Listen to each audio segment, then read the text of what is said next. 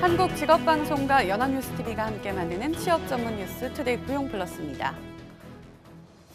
경기 회복이 늦어지면서 취업 준비생들의 취업 문턱은 올해도 높을 전망입니다.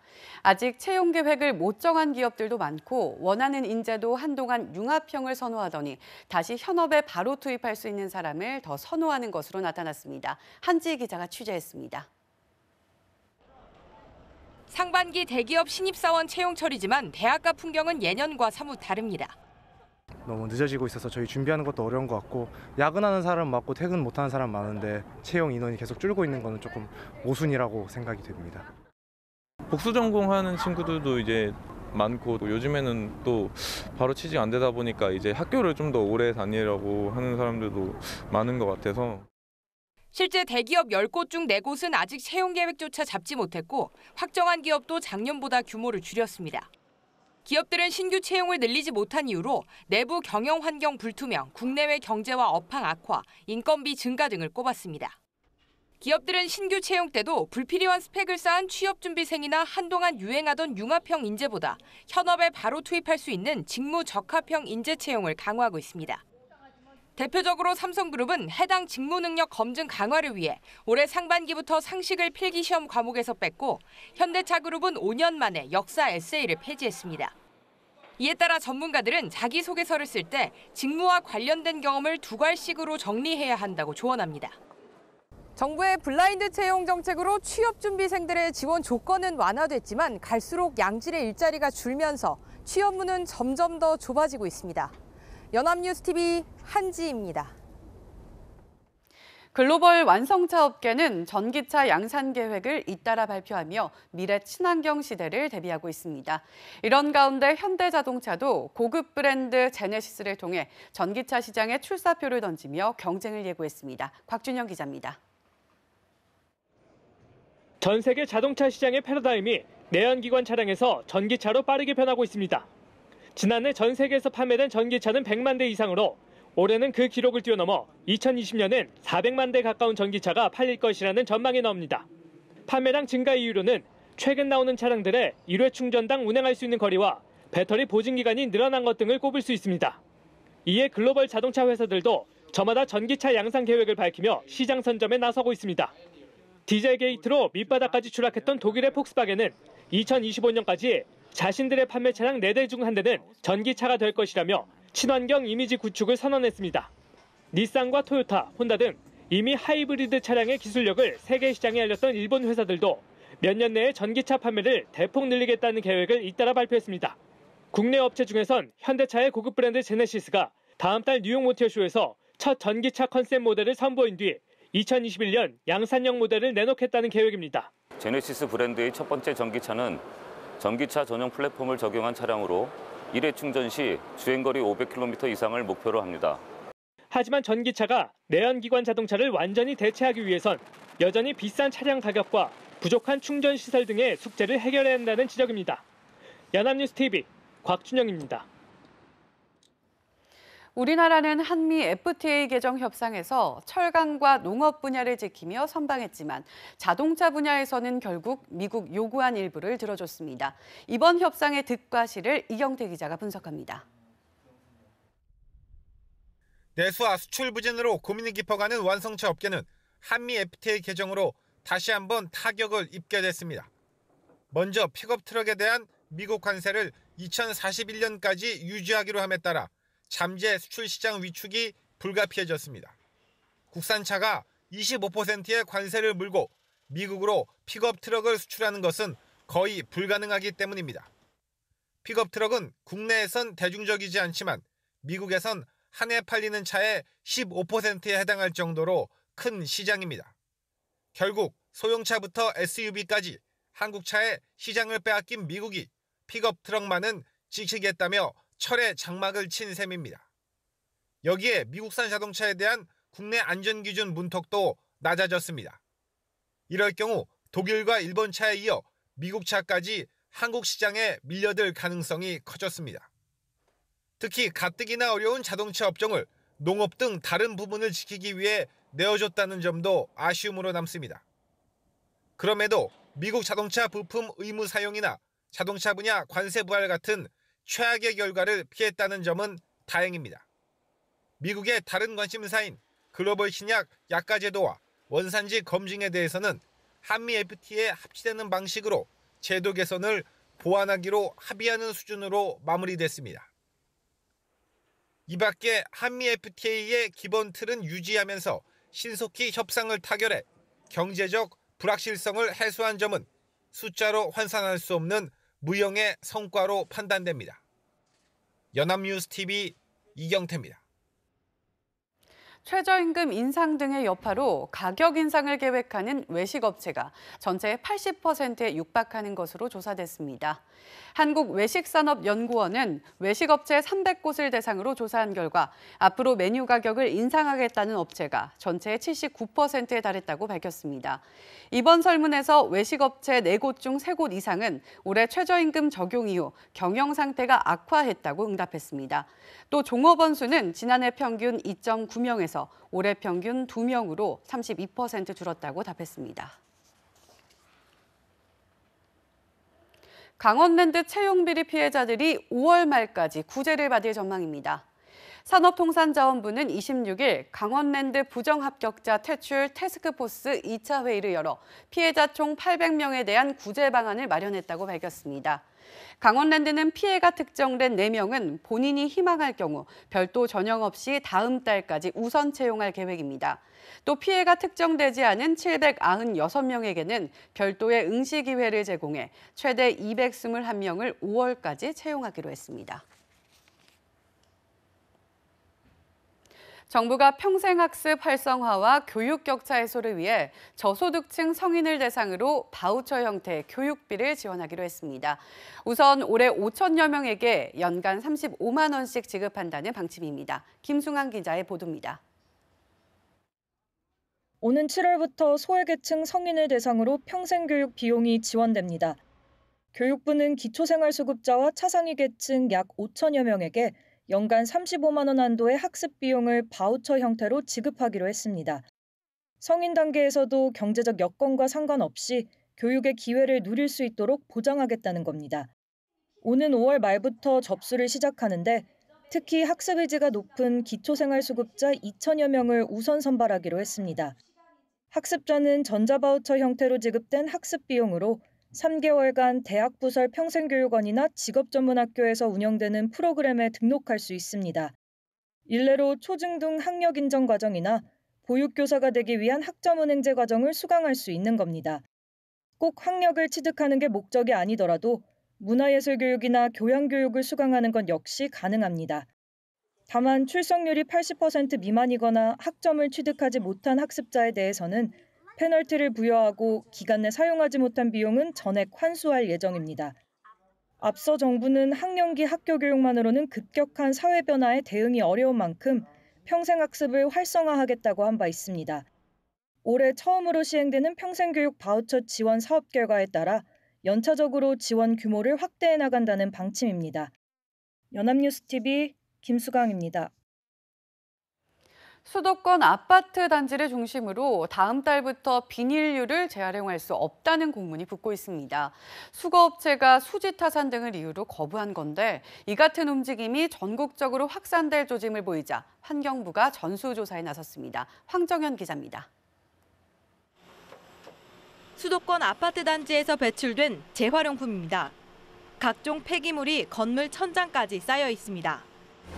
이곳은 비닐 재활용 집화장입니다. 보시는 것처럼 매트리스에 쿠션, 그리고 이 전선까지 비닐과 전혀 관계없는 물건들이 포함되어 있습니다. 각 가정에서 비닐류가 아닌 종량제 봉투에 버려야 할 오염물질까지 섞어 넣었기 때문이라는 게 업체 측 설명입니다.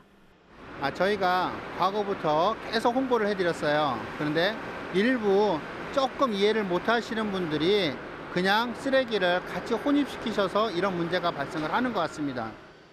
업체들은 중국의 재활용품 수입 규제와 단가 하락, 인건비 상승으로 어려움을 겪어왔다고 주장합니다.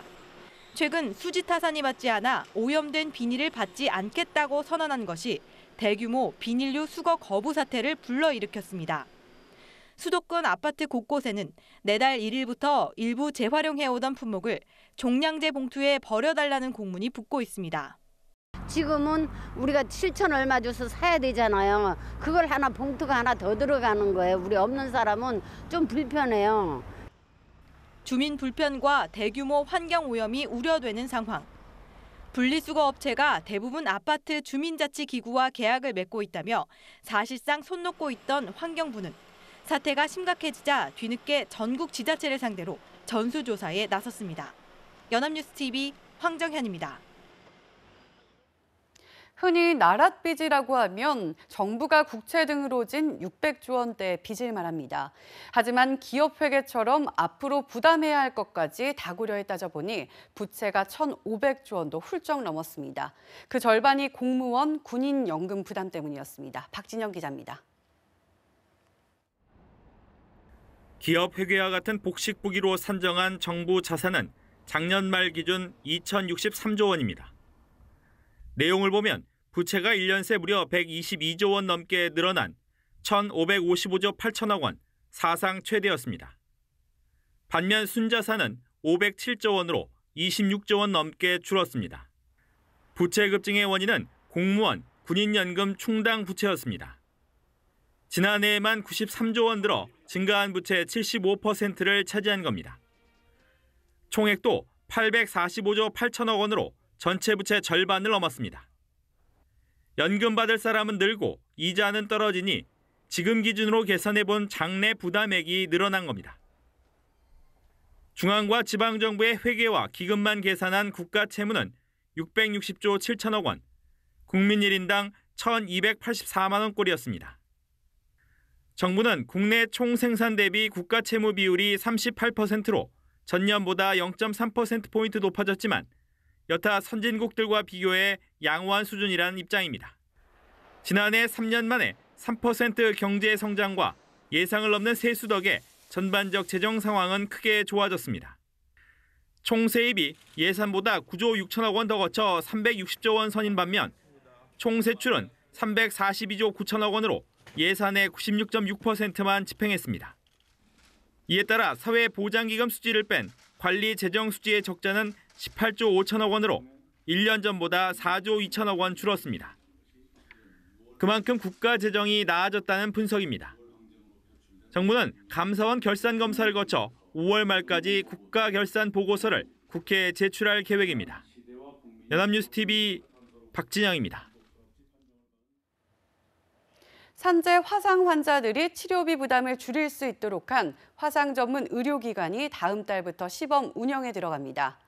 고용노동부는 한강성심병원과 부산 하나병원 등 화상 분야 전문 병원 5곳을 산재보험 화상 전문 의료기관으로 선정했습니다.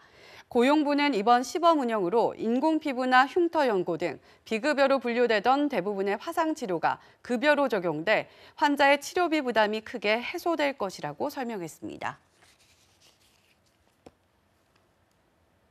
조선업 구조조정의 강추위 등 기상이변까지 겹치면서 서민이 대다수인 현장직 일자리가 직격탄을 맞았습니다. 통계청에 따르면 지난달 기능과 기계 조작, 조립 단순 노무 종사자 수는 868만 5천 명으로 1년 전보다 15만 3천 명 줄었습니다. 이는 관련 통계가 집계된 2013년 1월 이후 가장 큰 감소폭입니다. 최근 조선업 구조조정에다 이례적인 강추위가 2월까지 이어지면서 50대 이상 취업자 수가 대거 줄어든 것이 원인으로 분석됩니다. 현장직 일자리 사정은 한국GM 군산공장 폐쇄와 성동 STX조선 구조조정 등의 영향으로 어려움이 지속될 전망입니다.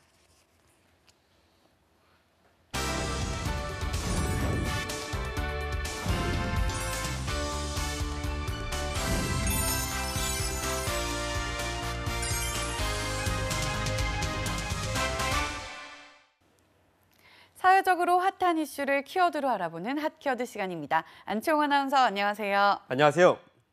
핫키워드 시간입니다. 한국은 세계적으로도 단기간에 빠르게 성장했는데요. 1996년엔 경제협력개발기구인 OECD의 회원국으로도 당당히 입성했지만 과연 OECD의 기본 가치인 인권 존중, 다원적 민주주의 국가, 또 올바른 시장경제 체제 면에서는 어느 정도의 수준에 도달해 있을까요? 오늘 핫 키워드에서 알아봅니다. 네, 최근엔 이른바 헬조선이라는 신조어까지 나오며 내적으론 심각한 경제 위기를 봉착해 있다는 지적이 늘고 있잖아요. 이럴 때일수록 우리나라의 내부적 경제 수준에 대해 점검해 볼 필요가 있겠네요. 네, 그렇습니다. 얼마 전 OECD에서 사람과 일자리의 연계, 한국의 더 나은 사회 및 고용 보장을 향하여란 보고서를 발간했는데요. 한국의 고용과 소득 수준에 대해 짚어보고 그에 따른 해결책을 다룬 내용이었습니다. 그런데 보고서에 따르면 한국의 전체 노동자 중 중위임금의 3분의 2 미만인 160만 6천 원을 받는 저임금 노동자 비율은 무려 23.7%나 됐는데요. OECD 26개 회원국 중 세 번째였다고 합니다. 네, 최저임금위원회가 제시한 1인 가구 생계비가 175만 3천 원이잖아요. 그런데 국민 4명 중 1명이 그에도 못 미치는 100만 원 이하를 받는다는 점이 상당히 충격적이네요. 네, 그렇습니다. 25.02%를 차지해 1위를 차지한 미국과 24%를 차지해 2위인 아일랜드와 비교해도 큰 차이가 없는 수준인데요. 참고로 OECD 회원국의 평균은 16.63%였습니다. 게다가 3.4%를 기록한 벨기에, 또 7.63%인 이탈리아, 7.77%인 핀란드, 또 8.24%를 차지한 덴마크의 저임금 노동자 비율이 두 자릿수에도 못 미친 것과 비교하면 우리나라의 저임금 노동자 수준이 상당히 심각하다는 걸 알 수 있습니다. 그렇군요. 그런데 저임금 노동자의 비율이 높아지면 그만큼 계층 간의 소득 차이도 벌어질 텐데 정말 안타깝네요. 네, 그렇습니다. 실제로 우리나라 노동자의 소득 불평등도는 역시 OECD 3위 수준으로 큰 편이었는데요. 소득 불평등도는 소득 최상위의 10% 소득을 최하위 10% 소득으로 나눈 소득 10분위 배율로 측정한 건데요. 5배였던 미국과 4.9배였던 이스라엘 다음으로 4.8배인 우리나라가 3위를 차지한 겁니다. 그에 반해 OECD 평균은 3.4배였습니다. 미국과 이스라엘은 소득 불평등도가 심한 것으로 잘 알려진 나라들이잖아요. 그런데 저임금 노동자가 많은 아일랜드도 2위에서 빠졌는데 우리나라만 3위의 자리를 여전히 지키고 있다는 사실이 참 부끄럽네요. 네, 그렇게 볼 수 있습니다. 게다가 고용 안정성을 보여주는 직장당 평균 재직 기간은 5.8년으로 조사됐는데요. 이 역시 OECD 평균 재직 기간인 9.7년을 한참 밑도는 수준입니다. 평균 재직 기간이 1년 미만인 노동자는 전체 노동자의 30.9%로 OECD 평균인 17.6%의 거의 절반에 달했는데요. 특히 기업 규모가 작을수록 노동자들의 재직 기간이 더 짧은 것으로 나타났다고 합니다. 5인 이하 소기업의 경우 평균 재직 기간이 1년 미만인 노동자가 절반이 넘는 50.7%였는데요. 300인 이상 대기업 노동자 역시 12%가 1년 안에 직장을 떠나는 것으로 조사됐습니다. 그렇군요. 소득 불평등도에 이어 고용 안정성마저 낮다는 거라면 경제적인 면에서 괄목할 만한 성장을 했을지 몰라도 내부적으로는 국민들이 체감하는 경제적 안전성은 상당히 좋지 않다는 뜻이잖아요. 네, 그렇습니다. 보고서는 한국이 지난 40여 년간 빠르게 성장해서 대다수 OECD 회원국의 생활 수준을 따라잡았으나 그 결과 많은 노동자들이 비정규직이나 불합리한 저임금 구조에 내몰리는 등 노동 환경에 다양한 부작용이 생겼다고 지적하고 있는데요. 이와 더불어 다른 회원국에 비해서 공공사회 지출 수준이 현저하게 낮고 사회보험 사각지대가 많다고 꼬집고 있습니다. 또 고령 노동자 중 자영업과 비정규직 비중이 높고 영세 사업자 노동자의 경우 평균 재직 기간도 매우 짧다며 이제는 우리나라가 양적 성장보다는 포용적 성장을 위해 노동시장을 개혁하고 가속화해야 될 때라고 권고하고 있습니다. 그렇군요. 하지만 가시적인 성장만을 추구하며 달려왔던 우리나라 국민에게 포용적 성장이란 개념은 너무 어려운 얘기가 될 것 같은데요. 포용적 성장이라면 어떤 걸 얘기하는 건가요? 네, 저임금, 임금 불평등, 짧은 재직 기간 등을 해결하기 위해서 고용보험과 근로장려세제 등 전반적인 고용 안전망을 튼실하게 해야 한다는 걸 뜻합니다. 또 한국의 국내 총생산 대비 공공사회지출 비중은 10.4%로 멕시코에 이어 최하위로 조사됐는데요. 사회보장기관에서는 다양한 지원을 하고 있지만 정책과 규칙 시행이 제대로 집행되지 않아서 어려움을 겪는 노동자들이 많다는 겁니다. 또 노사 간의 협약을 통해서도 노동자들이 보호되고 있으나 고용 형태가 분명하지 않은 비정규직은 제외되고 있어 보편적인 보호가 이루어지지 않고 있기 때문에 그에 대한 해결책도 필요하다고 이야기하고 있습니다. 네, 제도적으로는 지원과 보호가 명시되어 있지만 정작 현실적으로는 제대로 그 혜택을 못 받고 있는 것이 소득 불균형의 원인 중 하나라는 거군요. 이와 더불어 고용 안전망에 대한 개선도 필요하다는 거고요. 돌이켜보니 우리나라는 지금까지 많은 위기에서도 눈부신 성장을 이룩했지만 정작 질적인 성장에는 무관심했던 것 같습니다. 헬조선과 같은 높은 사회적 괴리감은 바로 이러한 질적인 성장에 대한 무관심에서 비롯된 것이 아닐까요? 이 보고서의 제목대로 더 나은 한국 사회를 위해 이제는 양적인 성장보다 질적인 성장을 신경 써야 할 때입니다. 지금까지 핫키워드 안치홍 아나운서였습니다. 고맙습니다. 고맙습니다. 지금까지 투데이 고용플러스였습니다. 오늘 저희가 준비한 내용은 여기까지입니다. 함께해 주신 여러분 고맙습니다.